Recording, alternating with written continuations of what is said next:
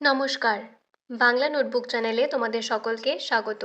আজকে তোমাদের নবম ও দশম শ্রেণীর সাহিত্য সঞ্চয়ন থেকে মোট সম্ভাব্য 35টি প্রশ্ন উত্তরের একটি মক টেস্ট ক্লাস রয়েছে। চলো ক্লাসটি শুরু করা যাক। দেখো, প্রথম প্রশ্ন কি রয়েছে? স্বভাবত গম্ভীর প্রকৃতির হলেও মুহূর্তের জন্য রাজা বিহ্বলভাবে চেয়ে রইলেন। এখানে কার কথা বলা হয়েছে? সিরাজউদ্দৌলা, আকবর, দুষ্মন্ত, সেলিম। কোন রাজার কথা বলা হয়েছে? উত্তর হবে দুষ্মন্তর কথা বলা হয়েছে। প্রশ্নটি নেওয়া হয়েছে ধীবর বৃত্তান্ত থেকে। ধীবর বৃত্তান্ত কালিদাসের লেখা। নেক্সট দেখো, খেতে না পেয়ে ইলিয়াসের অনেকগুলি গরু মোষ মারা গিয়েছিল কোন সময়?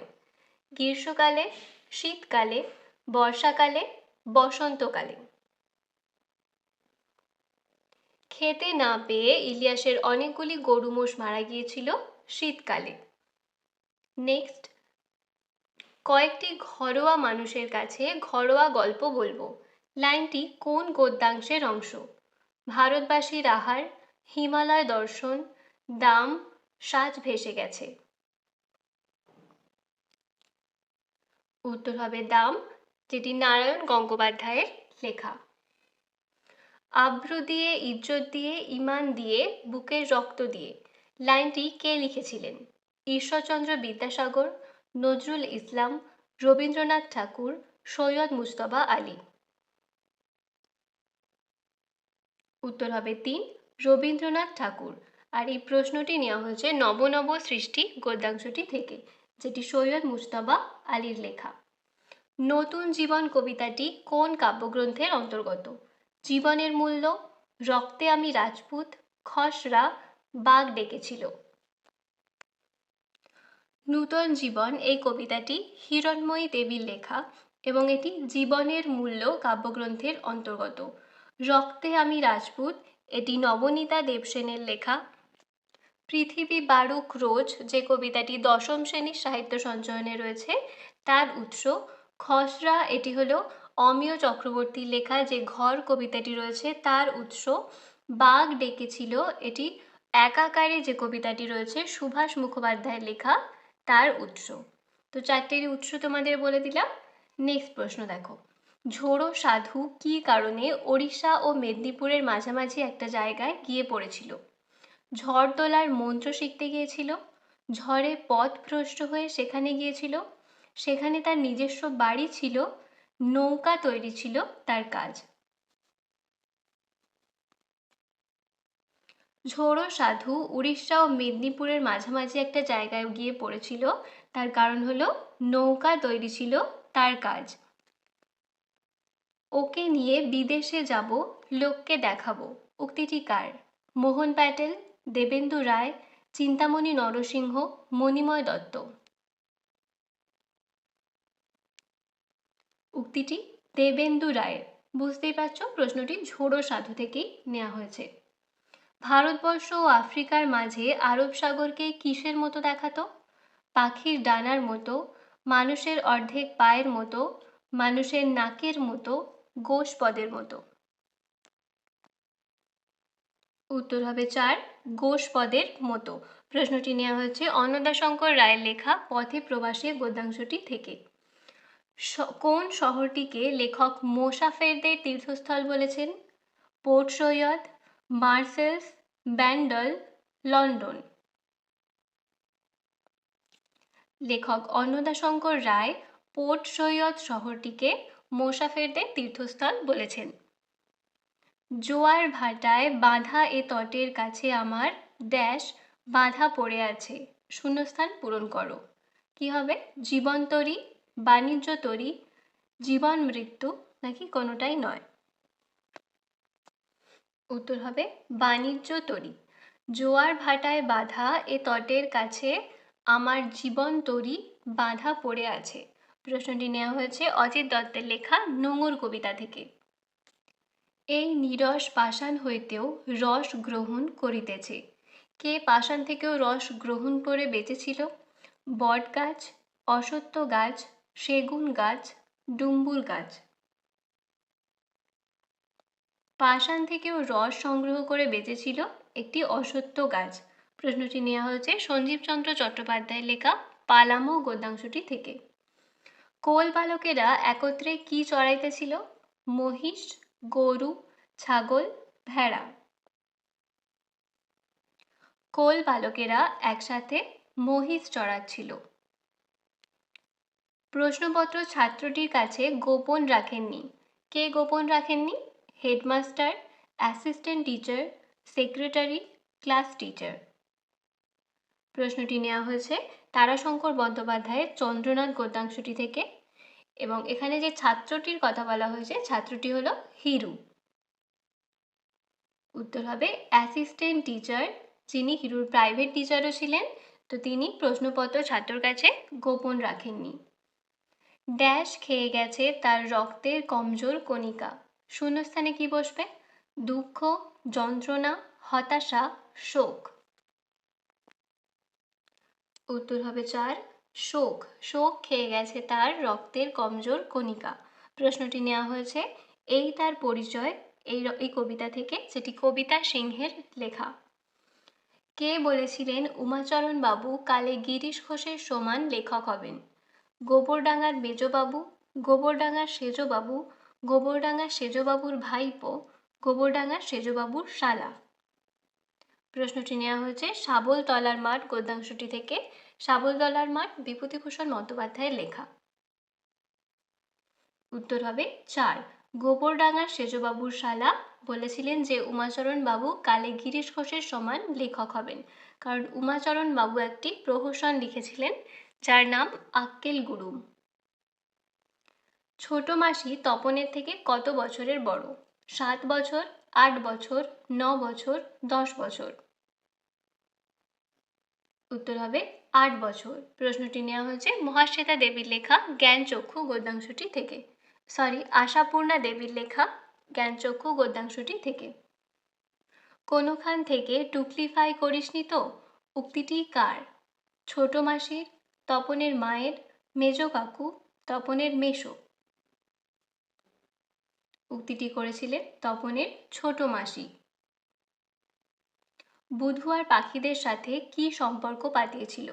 দিদি বোন, দিদি মাসি, মাসি পিসি, নাকি মা মাসি? উত্তর হবে 2, দিদি ও মাসি। কেউ তার দিদি, কেউ তার মাসি, এরকম ছিল কবিতার লাইনটা। রামবাবু কার সাথে ঝগড়া করে বাড়ি থেকে বেরিয়েছিলেন? মেয়ে কমলা, স্ত্রী বেলি, ছেলে শম্ভু, নাকি কোনোটাই নয়? উত্তর হবে স্ত্রী বেলি। প্রশ্নটি নেওয়া হয়েছে শীর্ষেন্দু মুখোপাধ্যায়ের লেখা আমাকে দেখুন গদ্যাংশটি থেকে। আমাকে দেখুন গদ্যাংশে কোন প্রজাতির কলার উল্লেখ রয়েছে? কাঁঠালি, চাপা, মর্তমান, সিংহাপুরি। উত্তর হবে 3, মর্তমান। আমাকে দেখুন গদ্যাংশের যে একটি প্রধান চরিত্র অরিন্দম বাবু, সে 2 দিন ছাড়া ছাড়া এই মর্তমান কলা কিনে খেত।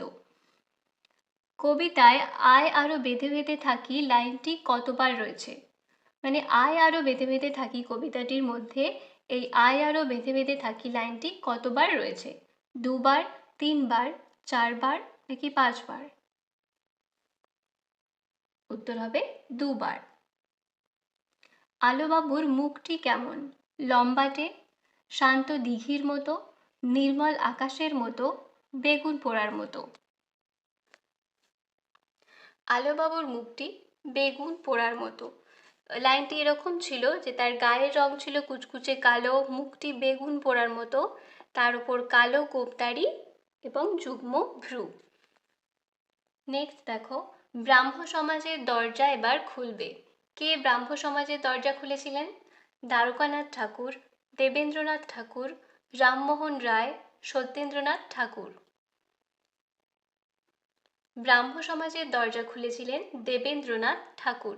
প্রশ্নটি নেওয়া হয়েছে লোকমাতা রানী রাসমণি থেকে, যেটি সঞ্জীব চট্টোপাধ্যায়ের লেখা। প্রীতিরাম কোথায় লবণের আড়ত স্থাপন করলেন? বেলেঘাটায়, জানবাজারে, মানিকতলায়, বাগবাজারে। প্রীতিরাম লবণের আড়ত স্থাপন করেছিল বেলেঘাটায়। ঝর্ণা কলম নামটি কার দেওয়া? ফাউন্টেন পেনকে ঝর্ণা কলম যে নামটি সেটি কে দিয়েছিল? শৈলাজানন্দ মুখোপাধ্যায়, ত্রৈলোক্যনাথ মুখোপাধ্যায়, রবীন্দ্রনাথ ঠাকুর, শুভ ঠাকুর। ঝর্ণা কলম নামটি দিয়েছিলেন সম্ভবত রবীন্দ্রনাথ ঠাকুর। লাঠি তোমার দিন ফুরাইয়াছে কে লিখেছিলেন? শরৎচন্দ্র চট্টোপাধ্যায়, বঙ্কিমচন্দ্র চট্টোপাধ্যায়, অন্নদাশঙ্কর রায়, রবীন্দ্রনাথ ঠাকুর। প্রশ্নটি নেওয়া হয়েছে শ্রীপান্থর লেখা হারিয়ে যাওয়া কালিকলম এই গদ্যাংশটি থেকে। আর লাঠি তোমার দিন ফুরাইয়াছে এটি লিখেছিলেন বঙ্কিমচন্দ্র চট্টোপাধ্যায়। ঘাস কবিতায় কতগুলি পংক্তি রয়েছে? 9টি, 10টি, 12টি, 14টি। ঘাস কবিতায় মোট 10টি পংক্তি রয়েছে। ঘাস কবিতা কোন কাব্যগ্রন্থের অন্তর্গত? ঝরা পালক, ধূসর পাণ্ডুলিপি, মহাপৃথিবী, বনলতা সেন। ঘাস কবিতাটি বনলতা সেন কাব্যগ্রন্থের অন্তর্গত। সিরাজ কতদিন রাজত্ব করেছিল? 1 বছর, 15 মাস, 18 মাস, 13 মাস। সিরাজ রাজত্ব করেছিল 15 মাস। এর মধ্যে হরিদা কিসের ছদ্মবেশটি ধরেছিলেন? বাউল, কাপালিক, কাবুলিওয়ালা, সবকটি। উত্তর হবে 4 অর্থাৎ সবকটি বাউল, কাপালিক, কাবুলিওয়ালা এই সমস্ত ছদ্মবেশী হরিদা ধরেছিলেন।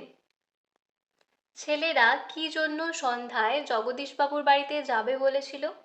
পুজোর চাঁদা নিতে, স্পোর্টসের চাঁদা নিতে, ক্লাব মেরামতের চাঁদা নিতে, বাৎসরিক অনুষ্ঠানের চাঁদা নিতে। উত্তর হবে 2 স্পোর্টসের চাঁদা নিতে ছেলেরা জগদীশবাবুর বাড়িতে যেত। বাঙালিরা কার মুখের প্রশ্ন কেড়ে নিয়েছে? বিধাতার, অতিথির, বেতালের, বিজ্ঞানীর। প্রশ্নটি নেওয়া হয়েছে সত্যেন্দ্রনাথ দত্তের আমরা কবিতা থেকে। বাঙালি বেতালের মুখের প্রশ্ন কেড়ে নিয়েছে। তুমি কোথা গিয়েছিলে? উত্তরে রাধারানী কি বলেছিল? আমি হ্রদ দেখতে গিয়েছিলাম, আমি ফুলের মালা বিক্রি করতে গিয়েছিলাম, আমি মেলা দেখতে গিয়েছিলাম, নাকি আমি মায়ের পথ্য জোগাড় করতে গিয়েছিলাম। উত্তর হবে 1 আমি হ্রদ দেখতে গিয়েছিলাম। রাধারানীর বয়স কত? 10 বছর, একাদশ পূর্ণ হয় নাই, দ্বাদশ পরিপূর্ণ হয় নাই, ত্রয়োদশ পরিপূর্ণ হয় নাই। রাধারানীর বয়স একাদশ পরিপূর্ণ হয় নাই। নেক্সট দেখো আজকের শেষ প্রশ্ন, রূপাই ও সাজু কোন কাব্যের চরিত্র? রাখালি, বালুচর, নকশি কাঁথার মাঠ, ধানক্ষেত। উত্তর হবে 3 নকশি কাঁথার মাঠ, যেটি জসিমউদ্দিনের লেখা। তো এই ছিল আজকে তোমাদের সাহিত্য সঞ্চয়ন থেকে মক টেস্ট। তোমাদের কার কত স্কোর হলো অবশ্যই জানাবে। ক্লাস কেমন লাগছে সেটিও জানাতে ভুলবে না। এবং আমার চ্যানেলে যারা নতুন তারা প্লিজ চ্যানেলটি সাবস্ক্রাইব করে নিও এবং ভিডিও ভালো লাগলে অবশ্যই লাইক, শেয়ার এবং কমেন্ট করে জানিও।